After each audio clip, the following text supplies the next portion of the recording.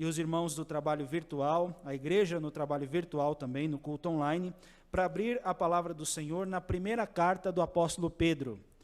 Primeira carta de Pedro, capítulo 4, e o texto para a exposição da palavra do Senhor vai se iniciar do verso 7 até o verso 11, irmãos. Primeira carta de Pedro, 4, 7 ao 11. Diz assim a palavra do Senhor: Ora, o fim de todas as coisas está próximo. Sede, portanto, criteriosos e sóbrios a bem das vossas orações. Acima de tudo, porém, tende amor intenso uns para com os outros, porque o amor cobre multidão de pecados. Sede mutuamente hospitaleiros, sem murmuração. Servi uns aos outros, cada um conforme o dom que recebeu, como bons despenseiros da multiforme graça de Deus.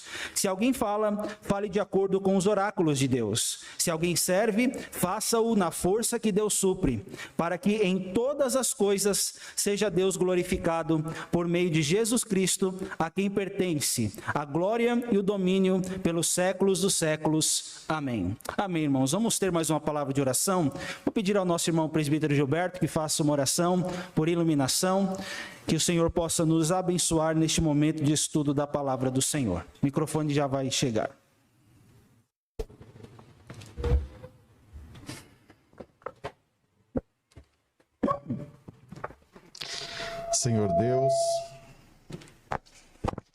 Senhor Deus, nós queremos te pedir, ó Pai, que o Senhor fale conosco, ó Pai, através da tua palavra.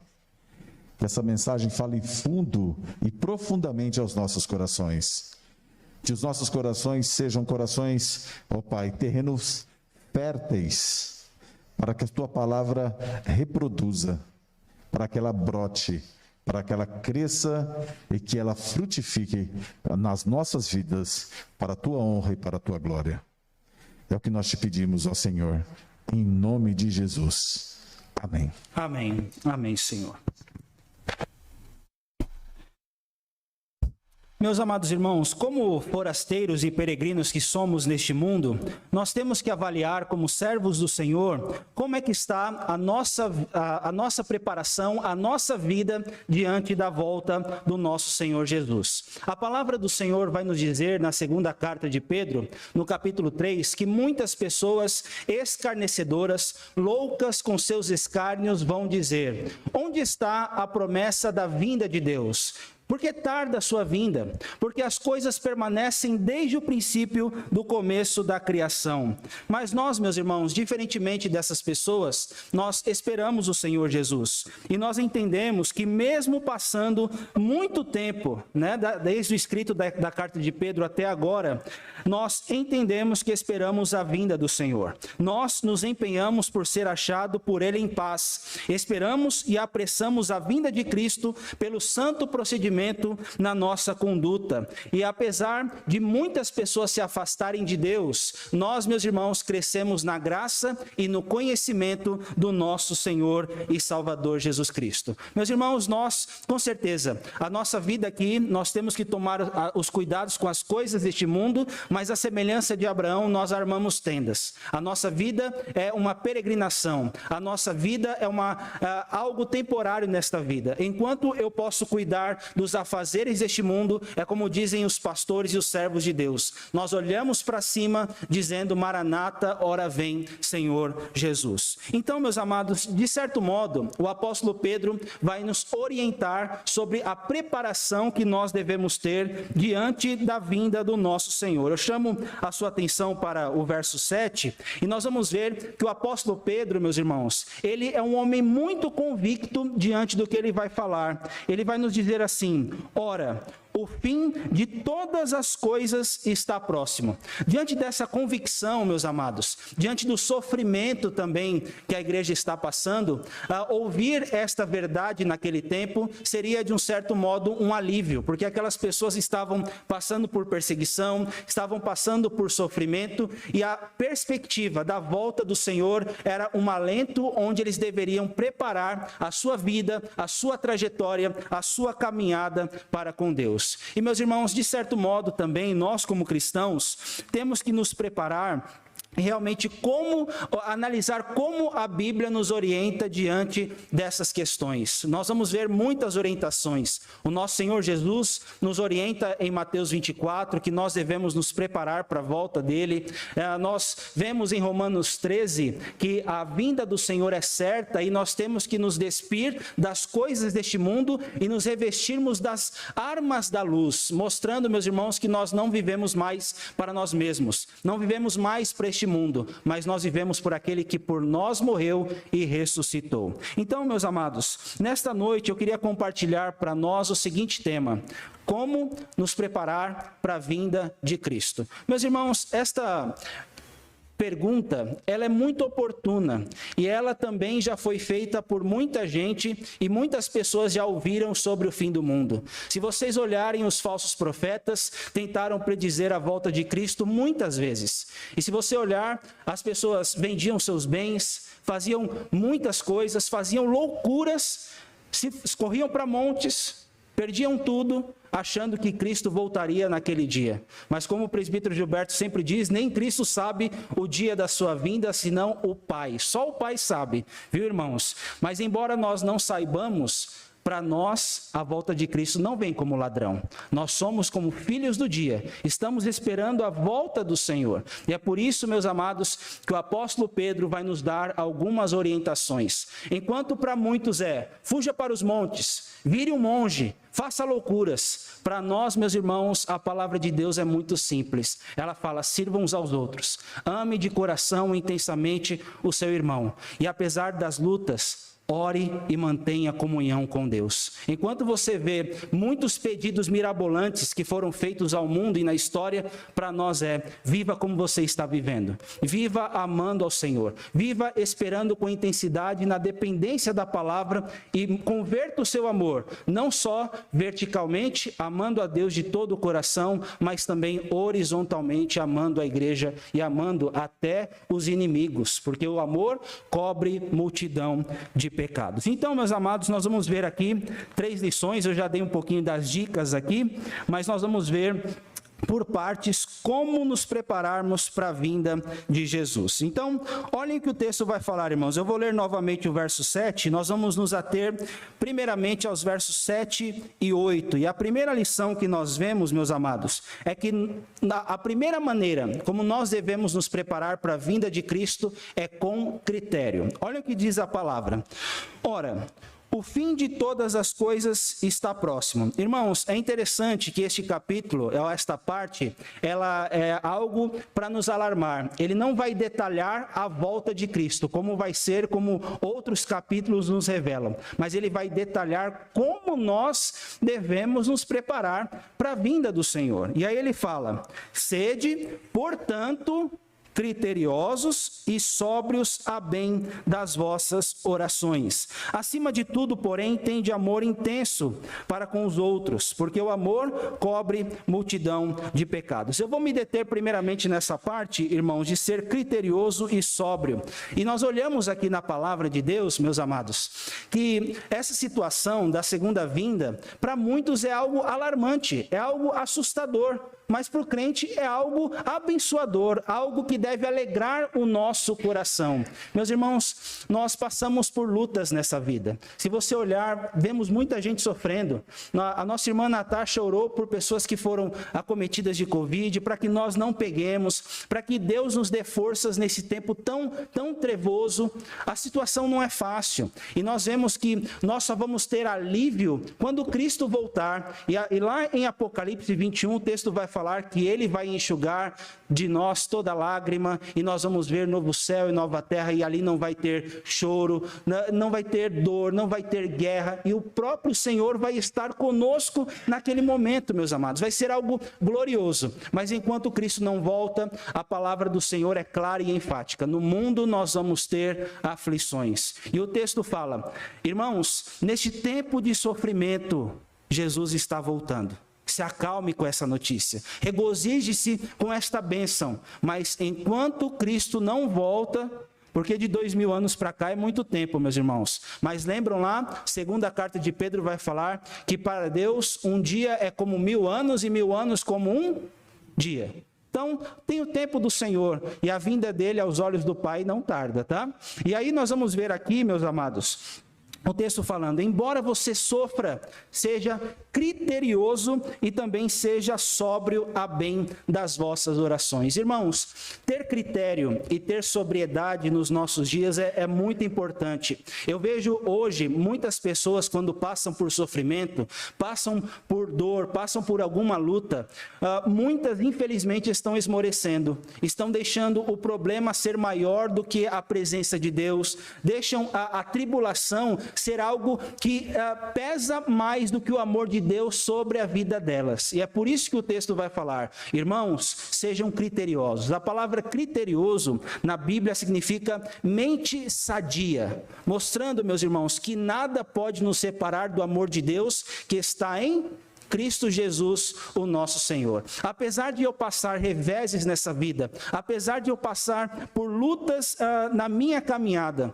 nada deve me fazer esmorecer, mas eu tenho que ter perseverança na presença do Senhor. Os problemas vêm para todos, meus irmãos, mas aquele que edifica a sua casa sobre a rocha, pode vir os ventos, a chuva, tudo com ímpeto, mas porque eu construí a minha casa sobre a rocha, eu posso ser forte em meio às tribulações. Então, uma pessoa criteriosa é uma pessoa que é sensata, é uma pessoa firme, é uma pessoa perseverante, é uma pessoa que ainda que as lutas venham, né? Lembram lá de Abacuque, ainda que a figueira não floresça, todavia eu me alegro no Senhor. Meus irmãos, isso é critério. É apesar de que nós passemos por várias coisas, tudo nós podemos naquele que nos fortalece. A mesma coisa, irmãos, de critério e sobriedade é algo semelhante. Quando olhamos para a sobriedade, é o oposto de embriaguez. Uma pessoa embriagada, ela se deixa levar. E aí ela sofre efeitos e ela não está com uma percepção para discernir as coisas. Mas aquele que é sóbrio, ele está atento aos problemas e mesmo assim ele não se deixa levar por situações e se mantém firme. É como diz a palavra, bem-aventurado o homem que suporta com perseverança a aprovação. Porque depois de ter sido aprovado, ele vai receber a coroa da vida, as quais Deus prometeu aqueles que o amam. Então, meus irmãos, quando o texto fala, sejam sóbrios, sejam criteriosos para bem das vossas orações, é algo muito oportuno, minha irmã, porque nós vamos ver muitas pessoas que deixam de orar nesse tempo, porque os problemas são algo grandioso no coração dela, e elas se deixam levar por situações, ao invés de confiarem em Deus, terem uma mente sadia e se fortalecerem no Senhor. Meus irmãos, o mar se revolta, as ondas nos dão pavor, mas apesar de o céu se revestir de trevas, quem é aquele que até vento e mar lhe obedecem? Então, nós estamos vivendo tempos difíceis, irmãos, mas Jesus está voltando. E enquanto ele não volta, esteja firme, ore, persevere, não esmoreça, não deixe nada fazer com que você abandone os caminhos do Senhor, porque tem gente que faz isso, meus amados. Mas ao invés de você diminuir a sua fé para o bem da glória de Deus, para o bem da sua vida, quando você se vir atribulado, antes eu só te conhecia de ouvir falar, mas agora os meus olhos te veem. E ao invés de você sair da presença de Deus, como vai ser bom com uma mente sadia, com uma mente sóbria, você entrar na presença do Senhor e você vai ver que em Cristo Jesus nós somos mais que vencedores. Esta é a primeira lição, irmãos, para que nós nos portemos bem até a volta de Cristo. Seja sadio, seja firme no Senhor. Nós somos fracos em nós mesmos, meus irmãos. O presbítero Carlos colocou aqui que nós somos pecadores, mas nós temos a palavra de Deus, nós temos o Espírito Santo, nós temos Jesus Cristo. Lembrem-se do Salmo 19, a palavra do Senhor é fiel e restaura a alma. A palavra é doce como mel, a palavra é mais valiosa do que qualquer ouro depurado. E quando temos, meus irmãos, esta bendita palavra em Cristo, nós somos mais que vencedores. Mas uma segunda lição, meus irmãos, sobre como nos comportar na vinda de Cristo, até a vinda de Cristo, é que nós também temos que ter amor intenso. Agora sim é o verso 8, versos 8 e 9. Eu vou chamar a atenção dos irmãos, vamos ler todos juntos, meus amados, versos 8 e 9. Diz assim: acima de tudo, porém, tende amor intenso uns para com os outros, porque o amor cobre multidão de pecados. Leiam 9 também.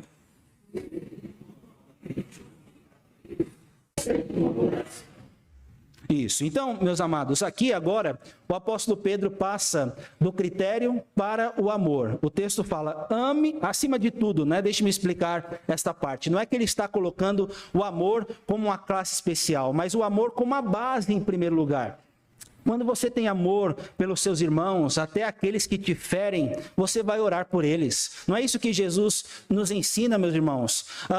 Jesus fala: ouvistes o que foi dito, amem os vossos amigos. Mas Jesus fala: amem até os vossos inimigos. Que vantagem você tem se você só amar o seu amigo? Então o texto fala: ame, tenha a base como amor, para que você tenha um critério para orar por você e também pelos seus irmãos. E aí o texto fala: com essa base, porém, tenham amor intenso uns para com os outros, porque o amor cobre multidão de pecados. Irmãos, é interessante nós vermos essa expressão, amor intenso, porque a ideia de amar é algo muito belo na Bíblia, mas que não é fácil. A ideia de intensidade, ela demanda esforço. E certo pastor pregando nesse texto, ele vai falar que muitas vezes para você amar aquele irmão da igreja que pode ser difícil, ele demanda mais transpiração do que afeto ou afeição, né? Então nós vemos que há situações em que é difícil para o cristão demonstrar o amor, mas meus irmãos, nós temos que ter a base do amor de Deus em nós. A palavra do amor aqui é ágape, é o amor que Deus derramou sobre o nosso coração, e visto que Deus nos amou, nós temos que amar o nosso irmão também. E aí o texto fala: tenham amor uns para com os outros. Essa a ideia é mútua, meus irmãos. Não é só amar os que amam a nós, os que nos amam, mas temos que amar até aquelas pessoas que nos ferem, aquelas pessoas que nos machucam, seja fora da igreja ou seja dentro, meus irmãos. Nós temos que entender que pelo fato do amor de Deus estar em nossos corações, nós temos a força do Senhor para amar aquelas pessoas que nos magoam, aquelas pessoas que fazem coisas que nos entristecem. Irmãos, amor intenso não é você tolerar o pecado, mas é saber que pelo fato de Deus cuidar tanto de mim, Ele vai exercitando em mim a longanimidade, paciência, vai exercitando em mim situações que a pessoa sem Cristo não tem o poder. E Deus, meus irmãos, à medida que está em nós, nós vamos ter forças para amar aqueles que nos fazem mal, aqueles que nos perseguem e aqueles que nos fazem até injúrias. Mas, meus irmãos, quando nós olhamos para esse texto, olhe, ame intensamente. Demande esforço. Pastor, aqui, não dá para amar. Tem pessoas, pastor, é difícil. Mas o texto fala: se esforce. Coloque intensidade. Coloque esforço. Coloque algo que você vê do amor de Deus na sua vida. Irmãos, Deus mostra o seu amor para conosco, sendo nós ainda pecadores. E apesar do que somos, Deus nos amou de tal maneira que deu o seu único Filho, para que nós não pereçamos e tenhamos a vida eterna. E se Deus, meus irmãos, de certo modo nos amou, quem sabe Deus não precise trabalhar no nosso coração nesta noite para tirar qualquer mágoa de relacionamento, qualquer mágoa de certas situações e falar: olha, eu preciso ter uma amizade diferente. Um relacionamento diferente com meu irmão, um casamento diferente, um namoro diferente, um noivado diferente, mostrando, meus irmãos, que Cristo é aquele que cobre multidão de pecados por meio do seu amor. Então nós vemos isso, meus irmãos, que Deus restaure qualquer relacionamento. Deus pode? Acaso existe coisa demasiadamente difícil para Deus? Não.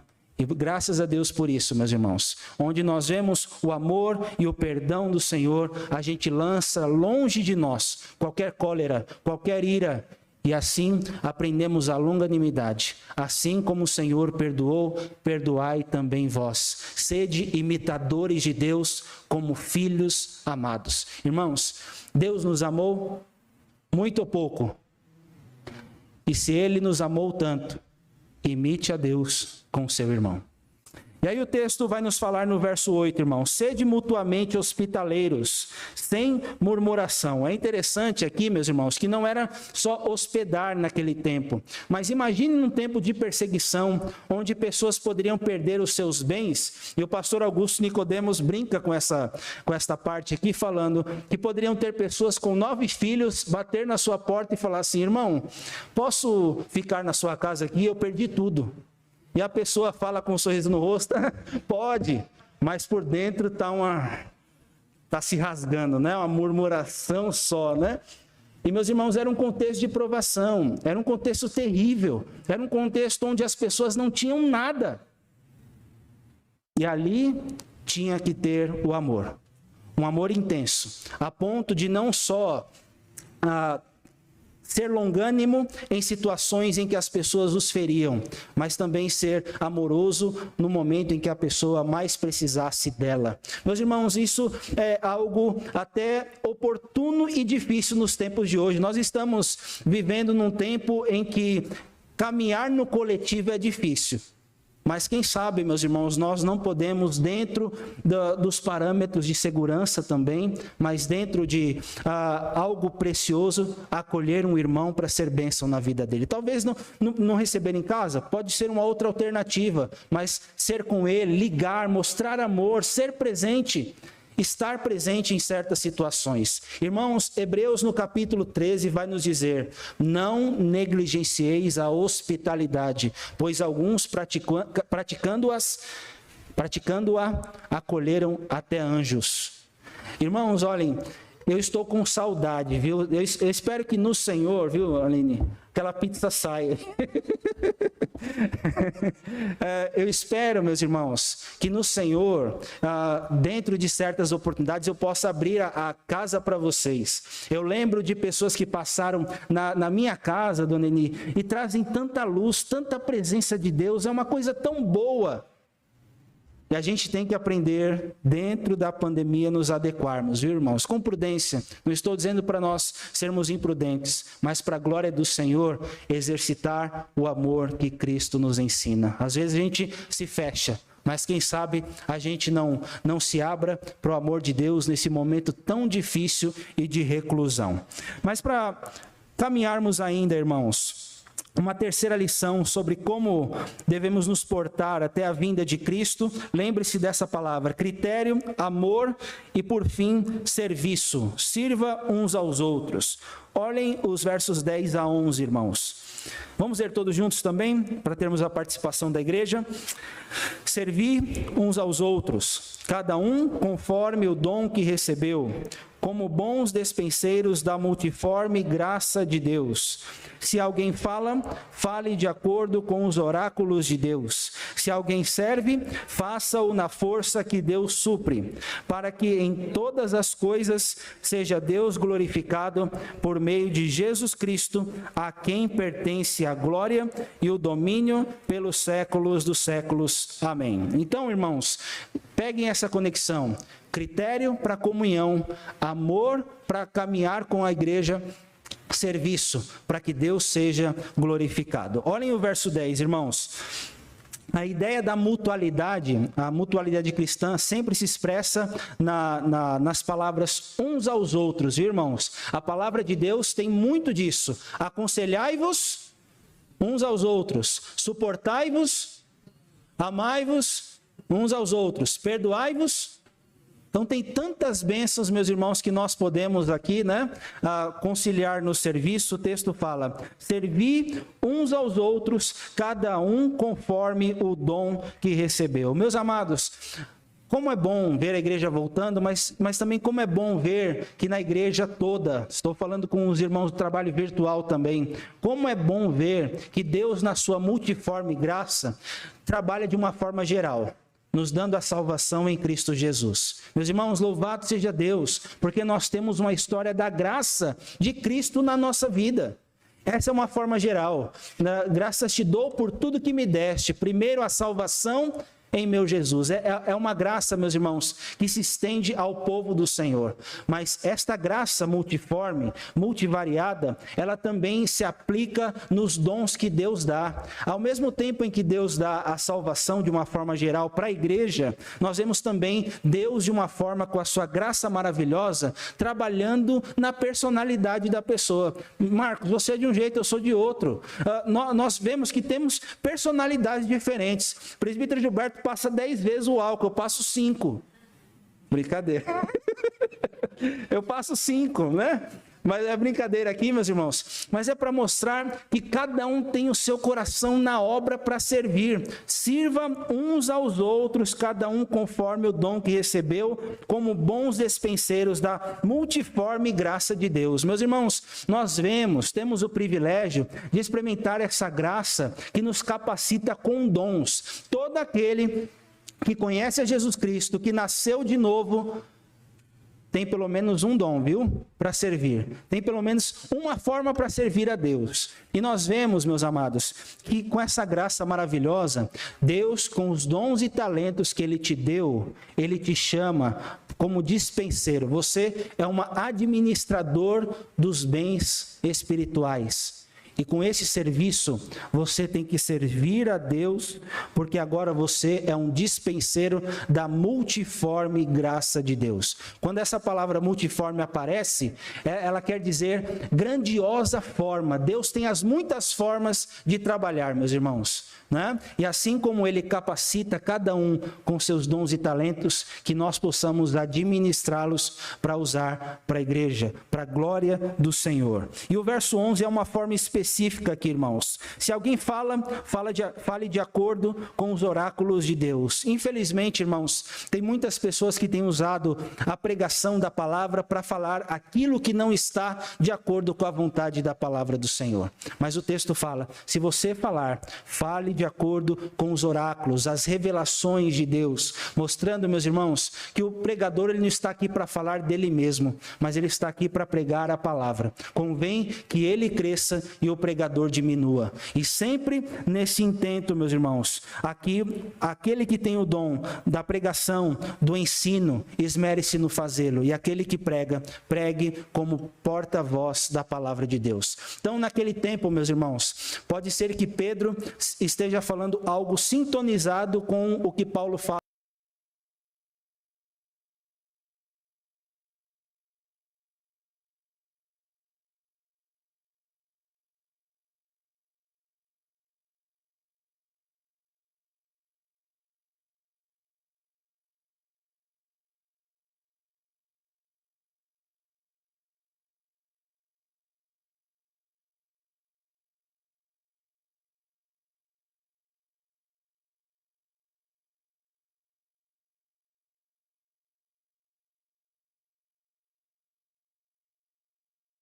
Fiel da palavra. Às vezes, meus irmãos, eu vejo igrejas que estão cheias, vejo movimentos que enchem muito. Estava conversando com uma pessoa ontem e ela foi para uma igreja que ela fala, não, pastor, aqui o pastor tem uma visão diferente, é a igreja dos desigrejados. Ela acolhe, mas não prega a palavra, irmãos. E nós temos que olhar com muito zelo isso, aquele que prega. Pregue segundo os oráculos de Deus. E aí o texto fala mais, meus irmãos. Se alguém serve, faça-o na força que Deus supre. Então entra aqui a diaconia, entra o dom da misericórdia, entra o dom da hospitalidade. Tem alguns dons mencionados na Bíblia, meus irmãos, que estão aí para servir. Mas vamos entrar numa categoria, além das nomenclaturas da Bíblia, irmãos. Hoje nós vemos aí as suas comissões, os seus trabalhos na igreja. Faça o serviço para a glória de Deus. Faça o trabalho. Faça as coisas como que para o Senhor. Mas, meus irmãos, vamos falar de trabalho aqui. Às vezes eu vejo, viu, Marcão, situações que desanimam a gente, que a gente fica com o coração amargurado, meus irmãos. Tem coisas que não é fácil para servir ao Senhor. Às vezes você está servindo, às vezes você está bem. Tem dias que você não está bem. Mas tem momentos todos que Deus supre, que Deus te dá forças. Tem pessoas que cansam e se fatigam, mas tem pessoas que na força do Senhor renovam suas forças como a da águia. E é por isso, meus irmãos, que Deus vai capacitando. Há situações em que, se for depender da gente, Carlinhos, a gente está bem hoje, mas segunda-feira a gente está tão cansado. Tem situações que a gente está tão bem, meus irmãos, mas que nós sempre façamos na força do Senhor. Que na força do seu poder, Deus nos dê ânimo, irmãos. Eu não tô profetizando nada não, viu, irmãos? Mas às vezes chega aí tempo de nomeações. Eu não, pastor, eu não. Ele. Mas é você que Deus quer. É em você. É você que Deus quer usar. Irmãos, cada um tem os seus motivos justos. Mas que Deus sempre nos dê a disposição para dizer, eis-me aqui. Envia-me a mim. É um privilégio, porque o Senhor te fez despenseiro da multiforme graça de Deus. E à medida que você trabalha, saiba que você não está sozinho. Que verdade gloriosa, irmãos. E ao mesmo tempo em que eu trabalho, Deus vai suprindo e me dando forças. Eu já fiquei triste, irmãos. Pastor, já fiquei. Mas também me sinto alegre, porque eu sei que diante dos desafios, Deus está comigo. E Deus vai dando toda a força que nós temos pela graça de Deus. Louvado seja o Senhor, irmãos. Deus está conosco e com certeza Ele adestra as nossas mãos para a batalha. E aí o texto fala, para que em todas as coisas seja Deus glorificado por meio de Jesus Cristo. Meus irmãos, como é bom você servir ao Senhor, mesmo em meio a momentos difíceis, viu? Quando o texto fala, sirva ao Senhor, porque você vai estar glorificando a Deus na pessoa de Jesus Cristo, a quem pertence a glória e o domínio pelos séculos dos séculos. Amém. O presbítero aqui falou sobre o culto. O culto é um serviço, meus irmãos, né? É um serviço comunitário, onde nós estamos aqui, Carlinhos, adorando comunitariamente, mas tem também a ideia que nós devemos explorar, que a vida é um culto, é um serviço, e nós devemos, meus irmãos, não cultuar a Deus porque é mérito nosso, mas diante de tão grande salvação, que darei ao Senhor por todos os seus benefícios para comigo. Eu vejo que diante de tamanha graça, diante de tamanho amor de Deus, meus irmãos, por nós, não tem como nós ficarmos ociosos na obra do Senhor. Não tem como eu não exercitar o serviço cristão para o meu irmão. Se Deus te chamou, não retenha os braços. Fortaleça as mãos descaídas, sirva ao Senhor e saiba que Ele vai estar com você. E que privilégio nós glorificarmos a Deus no serviço uns aos outros, meus irmãos. Ele termina aqui falando uma doxologia, a quem pertence a glória e o domínio pelos séculos dos séculos. Amém. O Romanos 6 vai nos falar que nós somos servos ou de nós mesmos ou do Senhor.